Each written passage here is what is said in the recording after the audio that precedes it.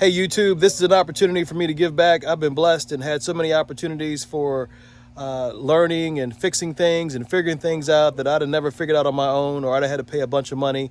But today I want to talk about how to get your brake controller that you're trying to install to come on. Maybe you're having trouble getting power to come on.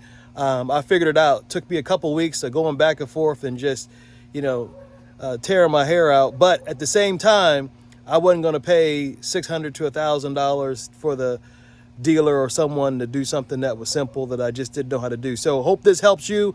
I'll show you what I'm working with on my 2010 Chevrolet Suburban. This is the brand brake controller that I'm using. It's a Technasha Primus IQ. Got it at Camping World.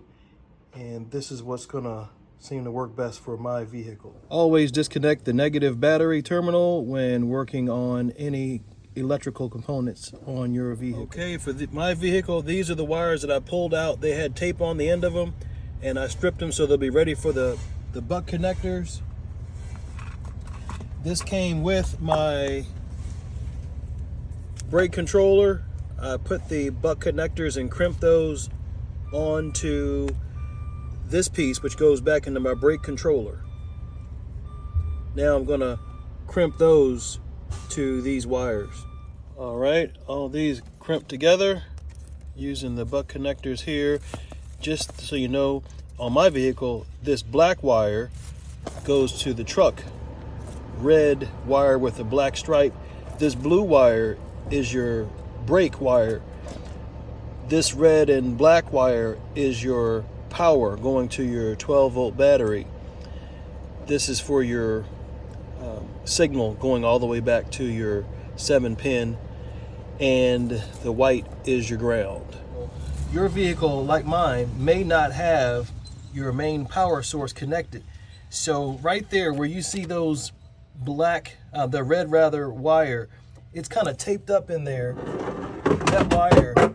That wire is going to actually come out, and I'm going to connect it to the 6mm terminal over here. And then there's another one back here that's taped in there that I have to connect to the 8mm terminal.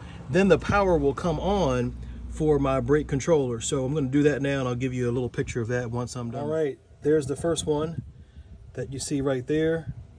All right, that's the one right there. It's going to connect on one of these terminals.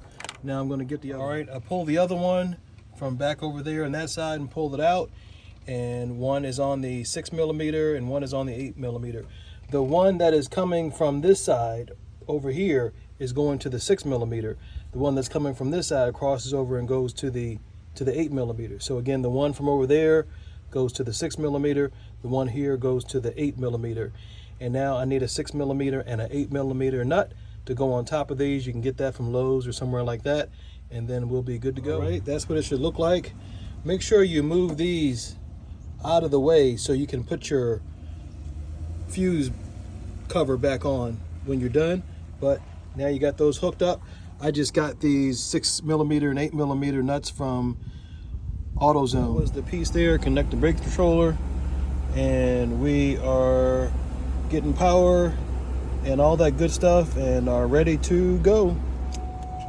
Lastly, you'll use the mounting kit to mount it under your dashboard. Make sure you take and put your hand behind your dashboard just to make sure, underneath, to make sure you're not hitting any wires or anything when you drill the screws that hold the bracket. And then make sure it's in a place where it's not in your way of your foot for your brake pedal or your emergency brake or whatever have you, and that you can easily get to it to push on this little thing over here that gives you manual control. And there you have it. Hope this helps. And there it is, all mounted.